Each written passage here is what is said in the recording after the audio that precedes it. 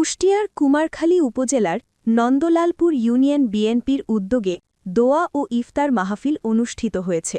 শুক্রবার ১৩ই মার্চ ২০২৬ পবিত্র রমজানের ২৩তম দিনে চড়াইকোল স্টেশন বাজারে এই দোয়া ও ইফতার মাহফিলের আয়োজন করা হয়। কুষ্টিয়া প্রতিনিধি আমিরুল ইসলাম জানান, অনুষ্ঠানে প্রধান অতিথি হিসেবে উপস্থিত ছিলেন নুরুল ইসলাম আনসার প্রামাণিক। তিনি কুমারখালী উপজেলা বিএনপির সভাপতি ও কুমারখালী পৌরসভার সাবেক মেয়র। বিশেষ অতিথি হিসেবে উপস্থিত ছিলেন লুৎফর রহমান, উপজেলা বিএনপির সাংগঠনিক সম্পাদক রাসেল উদ্দিন বাবু এবং কুমারখালী উপজেলা যুবদলের আহ্বায়ক অ্যাডভোকেট জাকারিয়া আনসার মিলন। অনুষ্ঠানে সভাপতিত্ব করেন নন্দলালপুর ইউনিয়ন বিএনপির সভাপতি মোহাম্মদ দিয়ানত আলী। সার্বিক তত্ত্বাবধানে ছিলেন নন্দলালপুর ইউনিয়ন বিএনপির সাধারণ সম্পাদক মোহাম্মদ আব্দুর রাজ্জাক।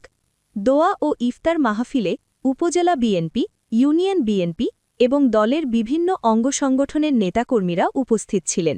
অনুষ্ঠানে দেশ ও জাতির কল্যাণ কামনা করে বিশেষ দোয়া করা হয়।